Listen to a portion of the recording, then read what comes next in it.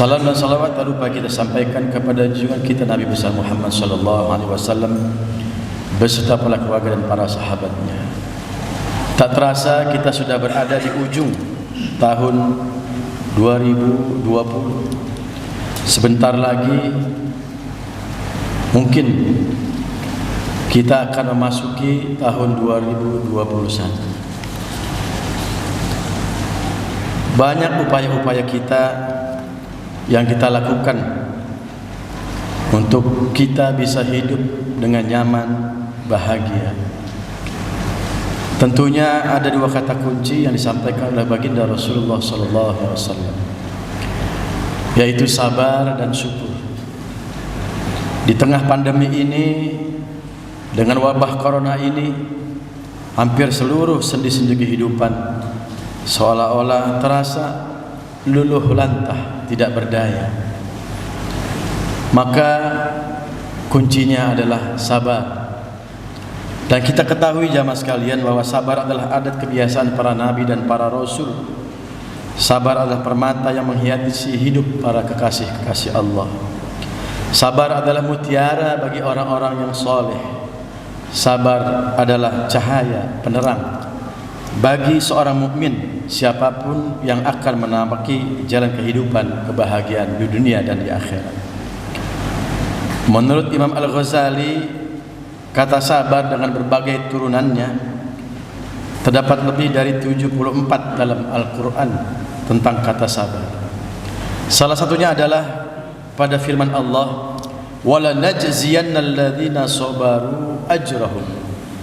Dan kami akan berikan balasan bagi orang-orang yang sabar, ajrahum, ganjaran buat mereka, bi ahsan, dengan sebaik-baiknya ganjaran, maka nu ya'malun, dari apa yang telah mereka lakukan.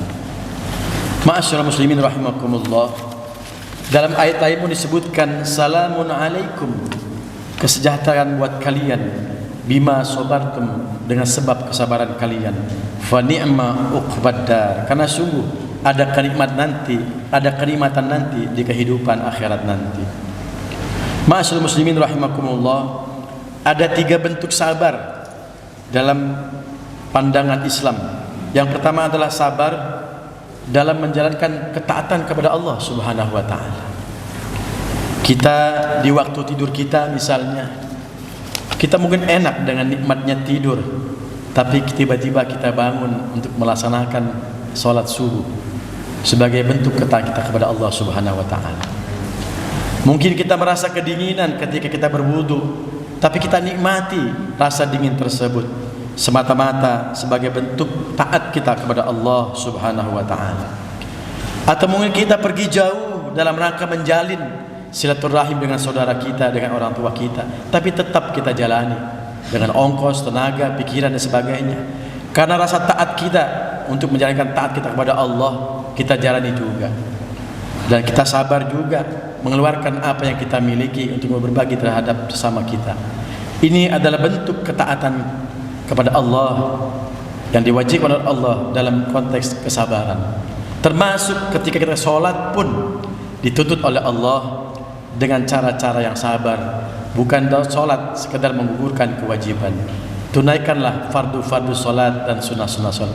Ini pun sama, dituntut oleh Allah kesabaran dalam taat kepada Allah Subhanahu wa ta'ala. Yang kedua adalah sabar dalam menahan diri untuk melakukan perbuatan-perbuatan haram. Kita lihat dan kita tahu dalam satu lagu bahwa semua yang asyik-asyik, semua yang enak-enak diharamkan oleh Allah. Menahan diri dari berbuat maksiat adalah perkara yang sangat luar biasa.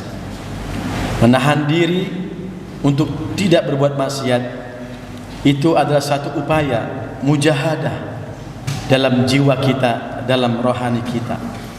Menjaga mulut kita, menjaga mata kita, menjaga tangan kita untuk tidak menzalimi saudara kita adalah satu bentuk mujahadah.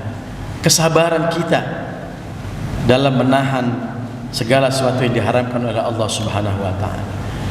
Mungkin kalau kita turuti emosi, Ketika amarah muncul, maka iblis akan muncul. Mata memerah, suara mengeras, tangan mengepal. Maka kalau kita tidak sabar, tentunya kita akan melaksanakan perkara-perkara haram. Makanya dalam satu hadis dikatakan, laisa syadidu bisur'ah, tidak dikatakan orang itu gagah, alladzi la yamliku nafsah indal ghadab, tatkala orang itu tidak mampu menahan amarahnya. Maka orang-orang yang mampu menahan diri untuk melakukan maksiat adalah orang-orang yang sangat dihargai oleh Allah Subhanahu wa taala. Dia akan diselamatkan oleh Allah.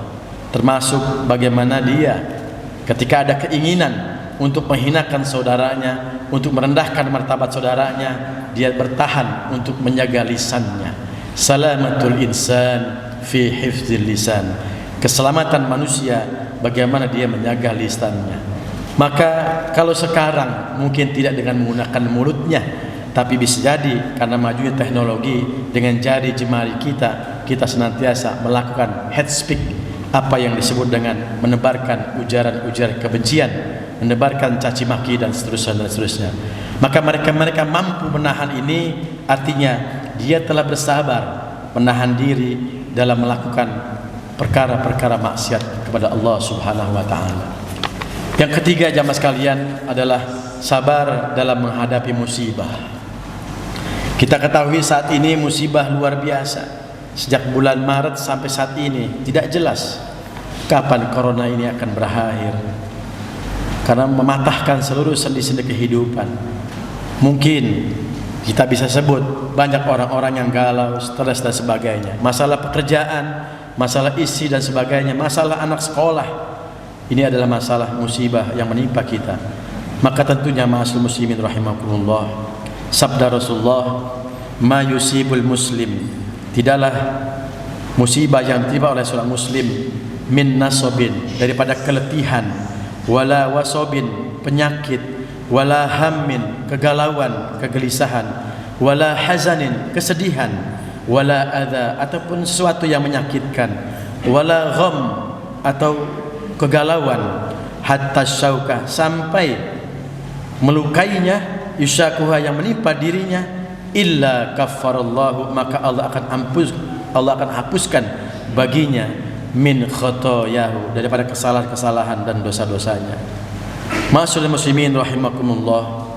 Bahkan hadis lain pun dikatakan, mayyuridillahu bihi khairan, barang siapa yang diberikan kebaikan oleh Allah Subhanahu wa taala, yusib minhu, maka Allah akan menimpakan musibah kepadanya.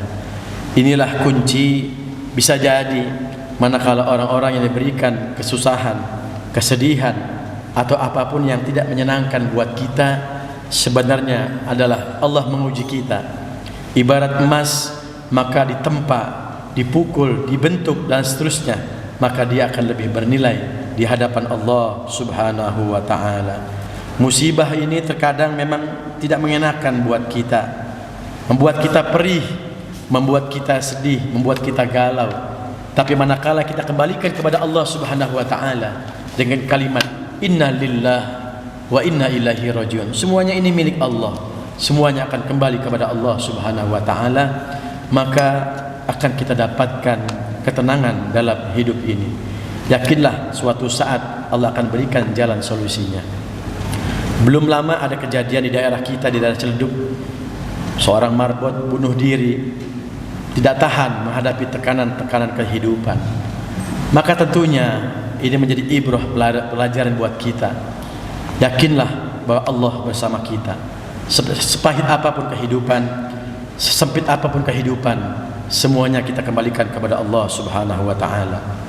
Bahkan di kalangan sufi ada mengatakan urudul faqat, datangnya berbagai musibah itu adalah a'yadul muridin, adalah hari raya bagi para pencari kebahagiaan di akhirat nanti. Maka dalam satu ayat dikatakan, jangan kamu kira bahwa seorang beriman itu tidak kami uji, pasti akan kami beri uji kepada kalian semua. Ma'asyiral muslimin rahimakumullah. Inilah gambaran bahwa kita diminta oleh Allah Subhanahu wa taala agar kita sabar dalam meniti kehidupan. dengan kalimat innallaha ma'as sabirin. Sungguhnya Allah bersama dengan orang-orang yang sabar. Memasuki tahun-tahun ke depan, tentunya dengan kesabaran itu artinya kita harus tumbuh kembang, optimisme dalam kehidupan. Bukan malah kita pesimis dalam kehidupan. Corona belum ada kejelasan, tapi kita tetap optimis bahwa Allah bersama kita. La takhaf wa la tahzan, innallaha ma'anna. Jangan engkau sedih, karena sungguhnya Allah bersama kita. Kata Rasulullah, asyadun nas bala'ul anbiya. Seberat-beratnya ujian itu adalah ujiannya para nabi. Summal amsal fal amsal. Lalu berikutnya yubtalar rajul, maka seorang akan diberikan ujian oleh Allah ala hasabi dini, sesuai dengan kadar kemampuan agamanya. Maka tentunya ma'asyiral muslimin rahimakumullah, kita berharap kepada Allah Subhanahu wa taala agar senantiasa kebaikan-kebaikan menyertai kita. Dalam satu cerita ada seorang soleh yang tangannya terpotong, kedua kakinya terpotong, matanya buta, dan dia terjangkit dengan suatu penyakit yang menggerogoti tubuhnya.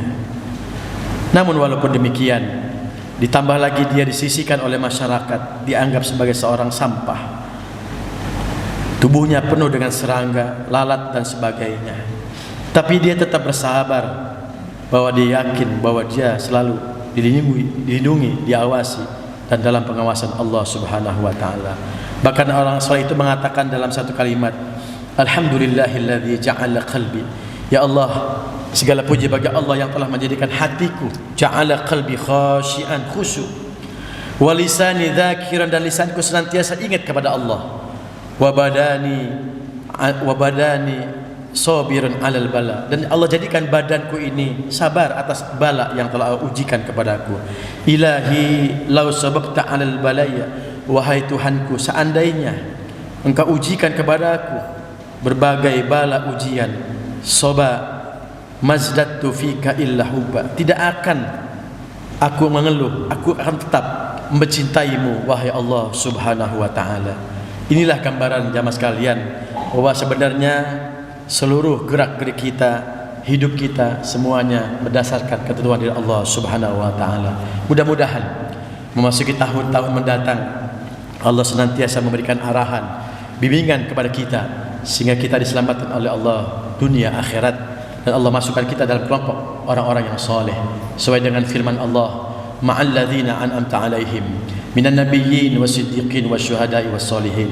Mudah-mudahan ya Allah, masukkanlah kami ya Allah dalam kelompok orang-orang yang telah Engkau beri nikmat. Siapa saja?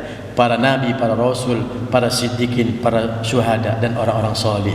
Wa hasuna ulaika rafiqa. Merekalah orang-orang yang dekat kepada Allah Subhanahu wa taala. Aqulu qawli hadza fastaghfirullaha li wa lakum fastaghfiruhu innahu huwal ghafurur rahim.